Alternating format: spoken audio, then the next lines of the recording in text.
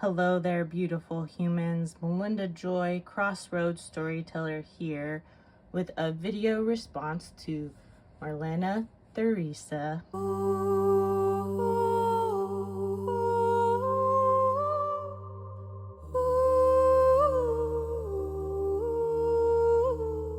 So, like Marlene, I enjoy making YouTube content.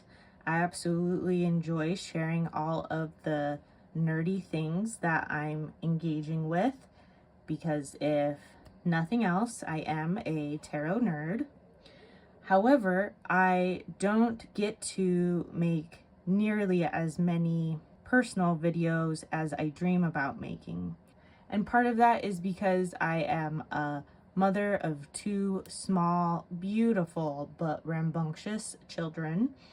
And part of it is personal choices. And I am excited all the same to share a snapshot of my personal practice and the things I'm enjoying right now. So thank you, Marlene, for this opportunity to share.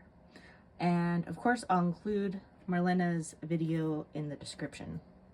So the first deck I've been exploring is Lotería Remedios Oracle, Soulful Remedies and Affirmations from Mexican Lotería.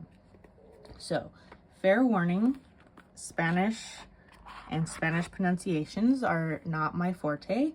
However, I'm excited to become more familiar with Spanish and aspects of Mexican culture and tradition that would benefit my perspective of the world. And this deck is an interesting deck because most Loteria decks are a game and it's like a bingo game. And it makes complete sense to me that Loteria could also be used for divination because there's cards involved in the game. And basically every single divination system we have that includes cards was at some point a game. And so, yeah, that only makes complete sense that the cards for Loteria could be used for divination. And this is the first deck I have found that specifically advertises itself as a divination deck. So I'm excited to explore Loteria a little bit deeper and am using this deck as a starting off point because Xelena Gomez's words are fantastic. And if ever I think they are too limiting or not expansive enough or have any kind of critique at all, which I rarely do, it is still an amazing jumping off point for developing my own meanings for the cards. And so I've been going through the deck one card at a time. These are the cards that I've already pulled and have been reading about and reflecting on. And I pull 1 to 2 cards a day, sometimes 3. There's been a rare occurrence where I only pulled 1. And this was the most recent card I pulled. I'm trying to keep them in order. And these are the cards that I have not yet pulled.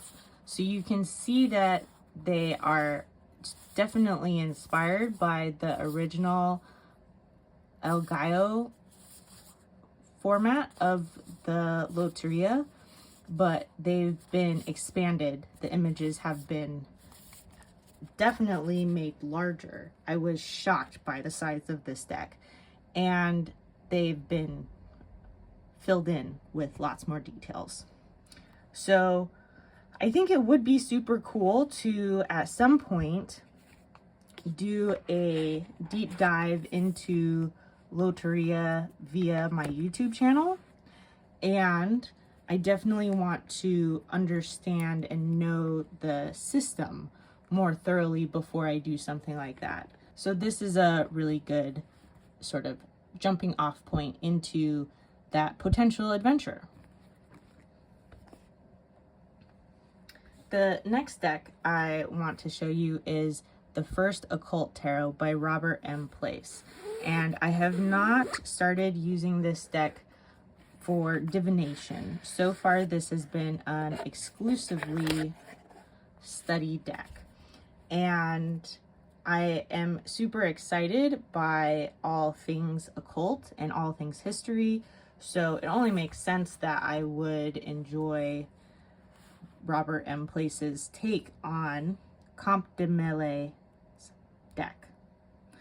And this was a deck that was only in theory discussed, and Robert M. Place turned it into an actual deck, which I think is brilliant. And I am super excited to study the early occult decks more thoroughly, which is an interesting thing to say because according to Christophe Poncet and Peter, I think maybe Peter Gray is his name. I'll include links to their work in the description below. They would argue that there are earlier occult tarots and that the Sola-Busca and the Tarot de Marseille are the first occult tarots. So I feel a little bit silly every time I call these the first occult tarots. And I say these because there was another deck mentioned in the book where the Mellet talks about his deck. So there's two decks associated together, and the other source I have on these decks are this book by Ouroboros Press. And so when I'm done with Robert M. Place's book, I intend to explore this more thoroughly. And then once again, I think it's possible I would like to do a nerdy deep dive for YouTube with this deck and the deck that was presented alongside it, as well as the two historical decks that informed these occultists, the Gebelin and the Mellet. And I'm gonna put, these are the people I've been referencing, so if I said their names incorrectly, you can locate them for yourself. Also, I don't know if you noticed when I was flipping through this deck that the major arcana is backwards, and that's intentional. And I'm remembering there was a deck a couple years back that also arranged the major arcana backwards, and it was a very modern deck, and I didn't know enough about tarot history to appreciate its significance. I just thought someone was like being silly or something. Anyways, all that to say, I would really enjoy exploring that modern deck. So if anyone remembers the name of a deck that was published within the last 5 years, this main feature is a backwards major arcana, please comment, because I really want to explore that deck too. Okay, so now for some decks that I'm less so studying and more so just enjoying. We've got the Marea Tarot, which is a Thoth clone. It is an independently created deck that is digital collage and diversified humans. And I've really been enjoying the Thoth system recently. I'm taking Tom Benjamin's Spread'em class, where we look at 4 different historical spreads and assess if they still have value for us today. And if you've been keeping up with Tom Benjamin, you know that personally, he's been exploring Thoth, and I enjoy Thoth a lot, and this was a deck that he was showing a lot. And I had seen this deck before because in its early years, I believe Kasha at Tarot Map had reviewed it. And Kasha was not the biggest fan, which I think was maybe because it was not, like the project was not complete. However, when Tom Benjamin started talking about it, I was sort of reminded about it and was excited about it. And I really enjoy that it includes all of the associations, but it doesn't have the keywords. And keywords for Thoth are fine. And when I'm reading for clients, for other people, I find the keywords are sometimes less helpful. And so, got a whole chunk of upside down cards. And so, I really enjoy reading with this Thoth for other people. Also, it's so much nicer to read for other people with diverse decks. It just makes me so much happier being able to share images that represent the world to my clients. So yes, beautiful deck. Thoroughly enjoying this deck. It's very clear read and has been super helpful for both my personal reads on practical life issues as well as some readings I've done for some clients. Another deck that I've really been enjoying using for clients is Liberation Tarot. I have been stoked about this deck since it came to Kickstarter. I really appreciate historical tarot decks like you saw with my Robert M. Place deck, but I also really enjoy decks that are trying to rework the tarot system in a way that is less colonial and less power focused and more modern and up to date with our current perspectives and way of seeing the world. The World card.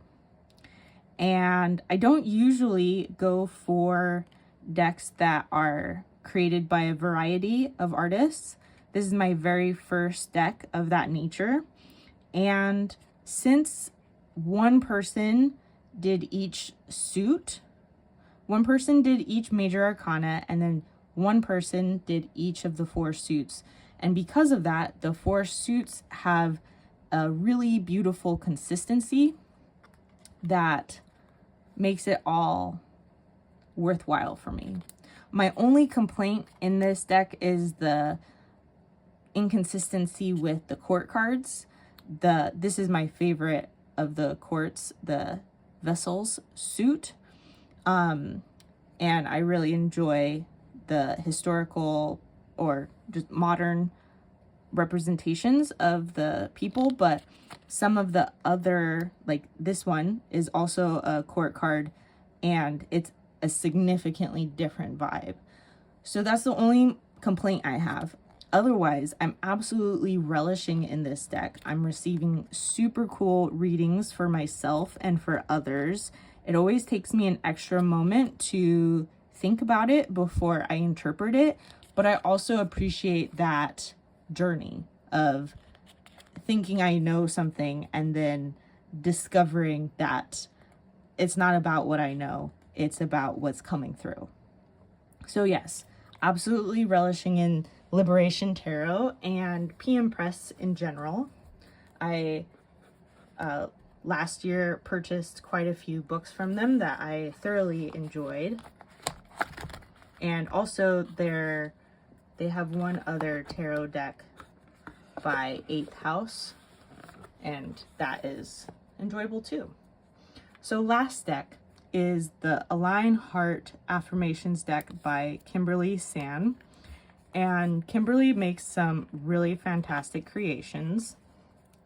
She has some panda decks that I do not own, and then she has some spread oracles that I do own, and I've been told some really amazing things about her panda decks. So this deck is an affirmations deck, and there's 5 different suits, all represented by a different image and color of the card, and each one has a different kind of affirmation, and I've just been enjoying pulling one of these a day and then seeing what I can do to repeat it to myself throughout the day. And it's been fun. I've enjoyed it. I almost backed this on Kickstarter, but I was too slow, and so I ordered it in the first pre-order possible, and I have not been disappointed. I really enjoy everything that I have of Kimberly's creations. She's a brilliant tarot enthusiast and deck creator. Oh, she also has a sparkling Lenormand deck, if you're into that kind of thing. So there you have it. Those are the decks I've been relishing in, the 5 things I've been enjoying, and I hope it inspires you to relish in the things that you enjoy and use the beautiful decks that you have, and that you have a fantastic day. Feel free to check out the other kinds of content I have on my YouTube channel. Feel free to like and subscribe to tag along for my adventures and be notified for the future content I'm creating. And so much love.